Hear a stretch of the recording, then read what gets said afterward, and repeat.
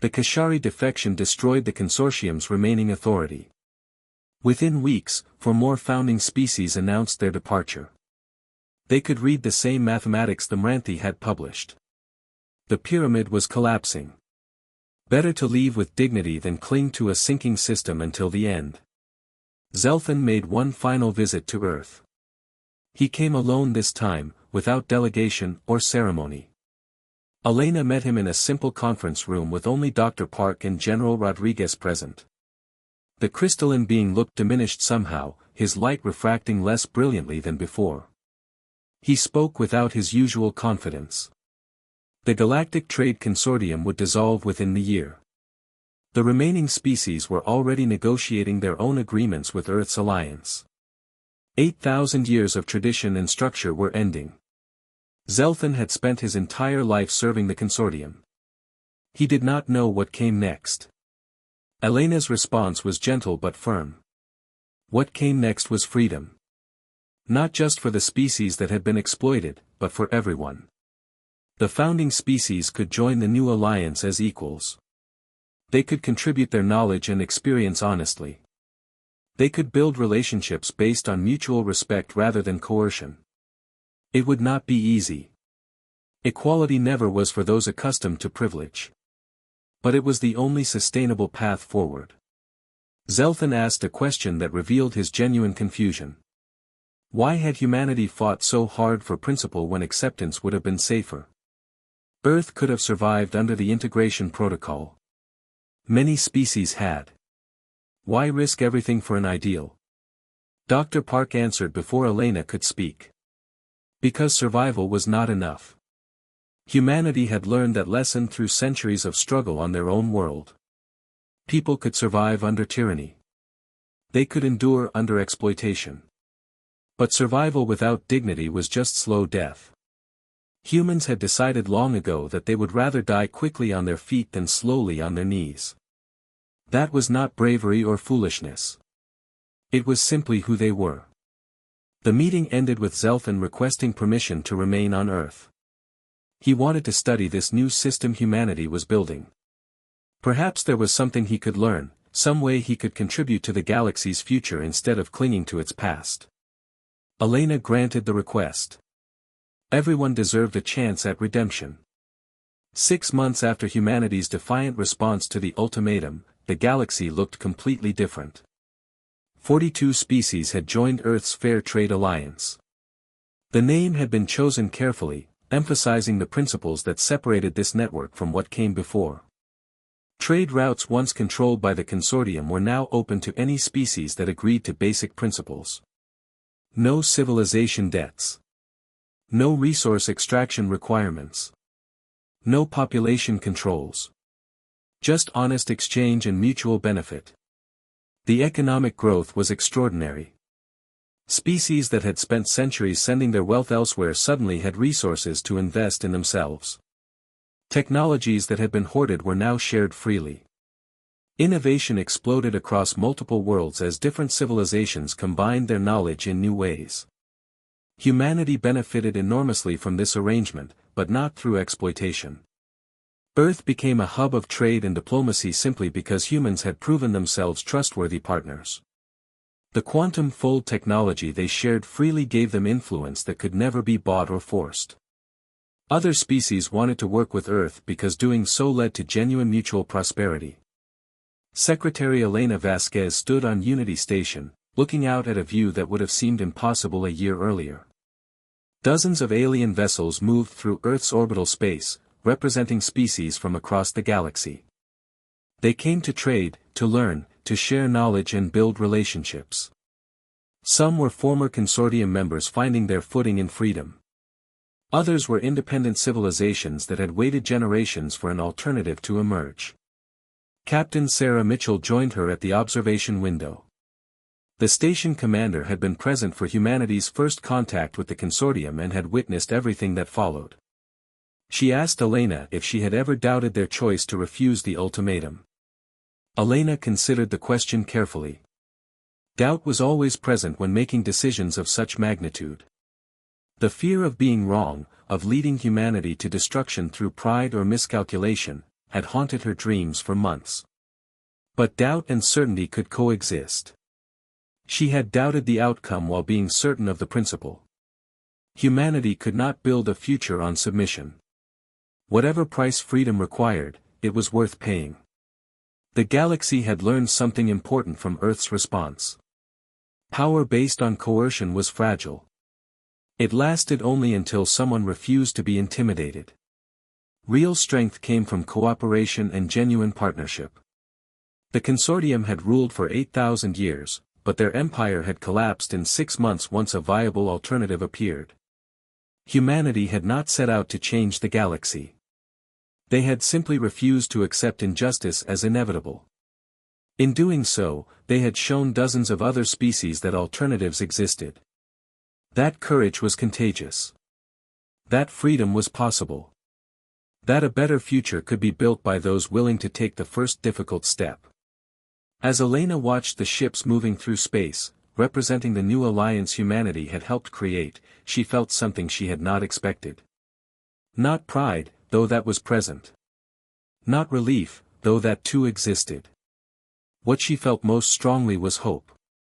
Hope that intelligence and goodwill could triumph over exploitation and fear. Hope that species from across the galaxy could work together as equals. Hope that humanity's stubborn refusal to kneel had opened a door to possibilities no one had imagined. The Council had tried to extort humanity. Earth's response had shocked the galaxy. But the real shock was still spreading, rippling outward through countless civilizations. The shock of discovering that the old order could be challenged. That freedom was worth fighting for. That a species barely a year into space travel could teach ancient empires what justice actually meant. The age of exploitation had ended. The age of cooperation had begun. And humanity, stubborn and idealistic and absolutely refusing to accept the unacceptable, had helped make it possible. The breaking point. The Galactic Assembly Hall stretched across 3 kilometers of polished crystal and floating platforms. It had stood for 12,000 years at the heart of the known universe, a monument to cooperation between the stars. 700 species called this place their political home. Today, the hall buzzed with tension thick enough to cut with a blade. Commander Sarah Mitchell stood on the human platform, her uniform crisp and her expression unreadable. She had served as Earth's representative for 8 years. 8 years of negotiations, compromises, and careful diplomacy. 8 years of trying to prove that humanity belonged among the stars. She looked around the massive chamber and wondered if any of it had mattered at all. The Zenthari occupied the highest platform, as they had for millennia. High Chancellor Vorith was ancient even by his species' standards. His silver scales gleamed under the artificial lights, and his 4 eyes tracked every movement in the chamber with cold precision. The Zenthari had been the first species to achieve faster-than-light travel. They had built the framework of galactic civilization. They believed this gave them the right to rule it forever. Below the Zenthari sat the other elder races. The crystalline Korthan, who communicated through pulses of light. The gaseous Aphratai, contained within shimmering force fields. The towering Druk, whose stone-like bodies made them nearly indestructible. These species had shaped the galaxy for thousands of years before humanity even discovered fire. They did not appreciate newcomers who refused to know their place. High Chancellor Voritha's voice echoed through the chamber, amplified by technology so old that no one remembered who invented it. We gather today to address a matter of great importance. The human question must be resolved. Sarah felt her jaw tighten, but she kept her face neutral. She had known this was coming. The whispers had been growing louder for months. The elder species were afraid, though they would never admit it. Humanity joined this assembly 53 years ago, Vorith continued. At that time, they were a single-planet species with primitive vessels and limited understanding of galactic affairs. We welcomed them as students, as children learning to walk among the stars. Sarah noticed how he emphasized those words. Students. Children. Not partners. Not equals. In 5 decades, humanity has expanded beyond all reasonable projections, Voreth said. They now claim 17 star systems. Their population has grown to 42 billion. Their fleet rivals those of species who have been spacefaring for millennia. Their culture spreads across 100 worlds, influencing younger species who do not understand the importance of tradition. Ambassador Kresh of the Verdani rose from his platform. The Verdani were an amphibious species, their bodies adapted to both water and air. Kresh's voice carried the musical quality of his people. The humans have been beneficial in many ways. Their medical advances saved my people from the Red Death. Their engineers helped us rebuild after the asteroid collision. Should we not acknowledge these contributions? A rumble of discontent passed through the elder platforms. Voretha's scales darkened, a sign of displeasure. No one disputes that humans have been useful. That is precisely the problem. Younger species have become dependent on human technology and human aid.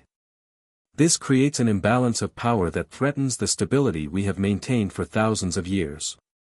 Sarah wanted to speak, but protocol demanded she wait until addressed directly. She had learned the rules of this place well. She had followed every custom, respected every tradition, and swallowed every insult with grace. She had believed that patience and good work would eventually earn humanity's place at the table. Scholar Lisa of the Etherians spoke next. The Etherians were energy beings, visible only as shifting patterns of light. Lisa was young by her species standards, barely 3 centuries old. Perhaps we fear humans not because they are dangerous, but because they remind us that change is inevitable. They achieved in 50 years what took some of us thousands. They did so not by following our path, but by finding their own. Voreth turned his attention to Lisa, and Sarah could see the anger in his posture. You are young, scholar, and do not understand the weight of history. Order must be maintained. Hierarchy exists for good reason.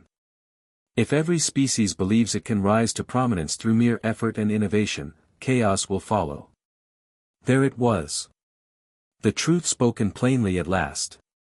The elder species did not fear humanity's weapons or population. They feared humanity's example. They feared that other species might look at humans and think, if they can do it, why can't we? The Assembly has reached a decision, Voreth announced. Humanity must accept the following terms. First, reduce your fleet by 70% within 2 standard years. Second, implement population controls across all human worlds to prevent further expansion. Third, submit all technological developments to the Assembly for approval before implementation. Fourth, accept cultural advisors from the elder races to guide your development along proper channels. The chamber fell silent. Every species present understood what this meant. These were not terms of partnership. They were terms of subjugation. Sarah stood very still. She thought about the colony ships carrying families to new worlds. She thought about the research stations where human scientists worked alongside alien colleagues to solve problems that affected everyone. She thought about the human doctors currently fighting a plague on Verdani worlds, asking nothing in return except the chance to help. She thought about Captain James Torres and the crew of the Valiant, who had held the line at the Battle of Nexus Gate while Assembly reinforcements arrived. 19 humans had died that day defending a species they had never even met. The Assembly had thanked them with a medal and then immediately began questioning whether humans should be allowed to maintain such powerful warships. High Chancellor Voreth looked down at her from his elevated platform. Commander Mitchell, you will now respond on behalf of humanity. Will you accept these reasonable terms? Reasonable. Sarah almost smiled at that word. There was nothing reasonable about any of this. She activated her communication device and sent a single coded message to Earth. The response came back in seconds. The decision had already been made. Her government had known this moment would come, and they had prepared for it. Sarah took a slow breath and looked up at Voreth. When she spoke, her voice was calm and clear. High Chancellor, I have consulted with Earth. I have a response to your terms. The chamber leaned forward. Thousands of beings from hundreds of worlds waited to hear humanity's answer. No, Sarah said. The word hung in the air like a dropped stone. For a moment, no one moved. No one breathed. Boratha's scales shifted through several colors, a display of confusion and anger. I do not believe you understand the consequences of refusal. The assembly can make things very difficult for humanity. I understand perfectly, Sarah replied. You want us to become smaller. Weaker. Less influential. You want us to stop growing and stop innovating and stop inspiring others. You want us to know our place and stay there forever. She looked around the chamber, meeting as many eyes as she could. We cannot accept that. We will not accept that. Then you will face sanctions, Borath said. Trade embargoes. Travel restrictions. Isolation from the galactic community. Sarah nodded slowly. If that is your choice, we will respect it. But we will not voluntarily cage ourselves to ease your fears. She gestured to the human delegation. Captain Torres, Dr. Amara Chen, Ambassador Liu, and a dozen others stood as one. They had all known this might happen. They had all agreed on what must be done. Effective immediately, humanity withdraws from the Galactic Assembly, Sarah announced. We thank you for the opportunities you have given us. We have learned much during our time here. But we have also learned that some partnerships are not meant to last. The chamber erupted. Species shouted across platforms. Arguments broke out in a dozen languages. Some were shocked. Others were frightened. A few seemed almost pleased, as if they had been waiting for this moment. Sarah and her delegation walked toward the exit. Their footsteps echoed in the chaos.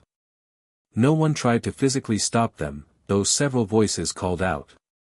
Ambassador Kresha's musical voice rose above the others. Commander Mitchell, please reconsider. There must be another way. Sarah paused and looked back at him. She saw genuine distress on his face. The Verdani owed humanity their lives, and Kresh knew it. Ambassador, we bear your people no ill will. We bear no one here any ill will. But we cannot stay where we are not wanted as equals. She continued walking. The great doors of the assembly hall opened before her, and the human delegation passed through. Behind them, the arguing grew louder.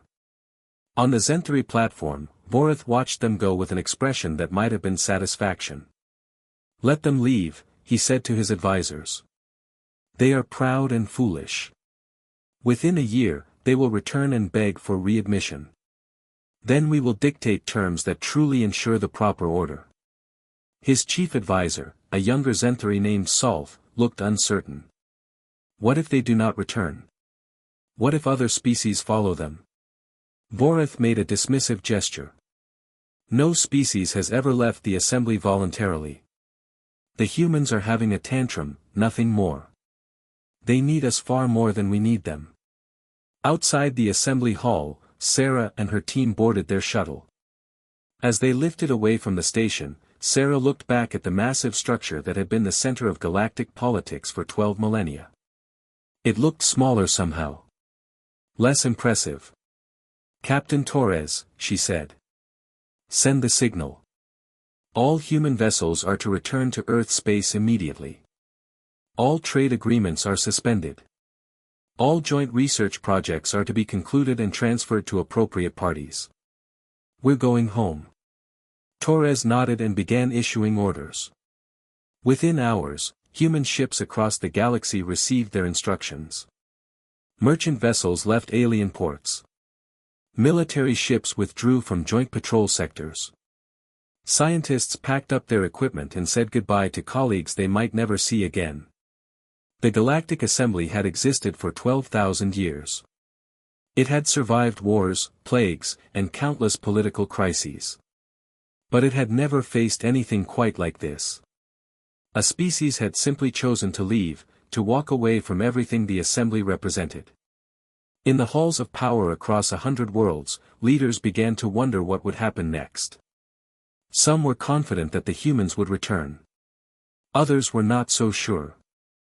And a few, the younger species who had watched humanity rise from nothing to prominence in just 5 decades, began to ask themselves a dangerous question.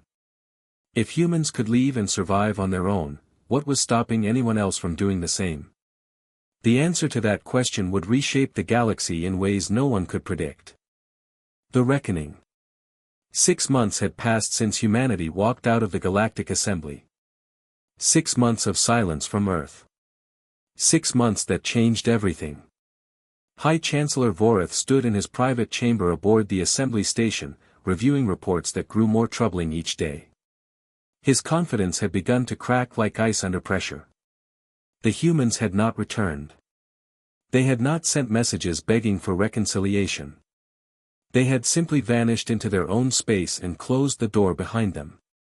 Worse, the galaxy was falling apart without them.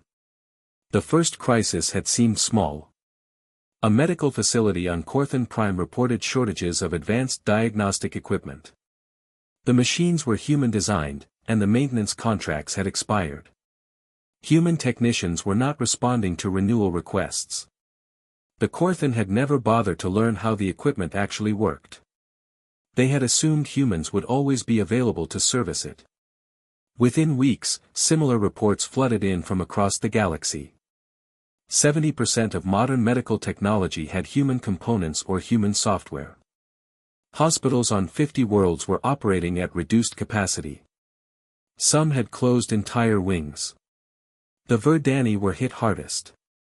Ambassador Kresh sent desperate messages to the Assembly every day. The Red Death, the plague that had nearly destroyed his species a decade ago, was returning. Human doctors had developed the cure and trained Verdani medical staff to administer it. But the training had been superficial.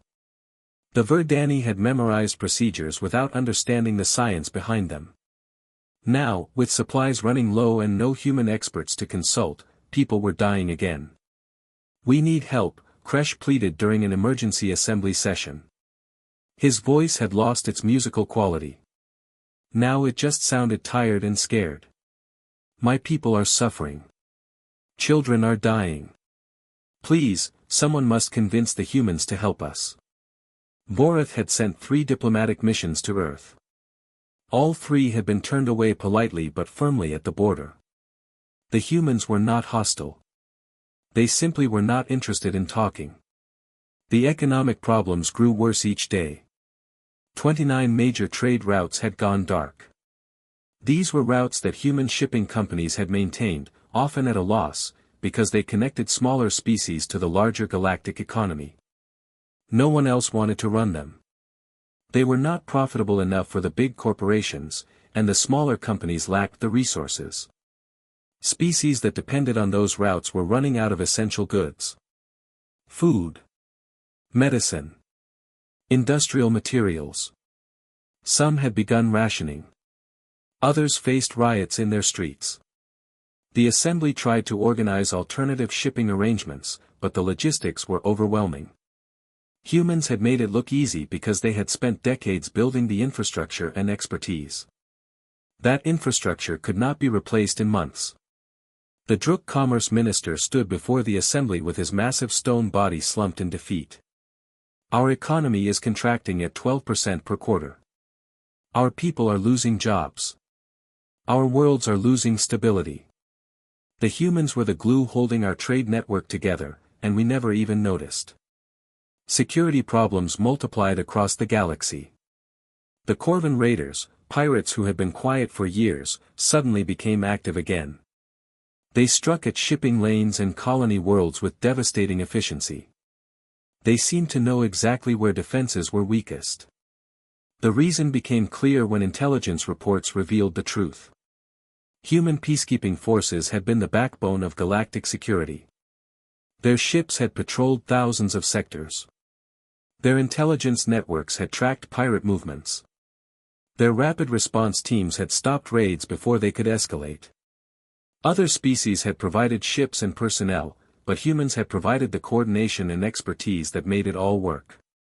Without them, the security apparatus fell apart. Species tried to defend themselves, but they lacked the training and experience. The Corvan raiders grew bolder. They attacked supply convoys and mining operations. They took hostages and demanded ransoms. The assembly fleet attempted to respond, but they were always one step behind. Captain Thex of the Zenthari Defense Force submitted a confidential report that made Voratha's scales turn dark with shame. Our forces are not ready for independent operations. We relied on human tactical analysis, human communication protocols, and human leadership. Our own officers have not been properly trained because we assumed humans would always be there to handle the difficult situations. We are paying the price for that assumption now. The younger species were leaving. First came the Etherians. Scholar Lisa delivered their departure speech with the same calm reasoning she had shown during the debate over humanity. We joined this assembly believing it represented the best of galactic civilization.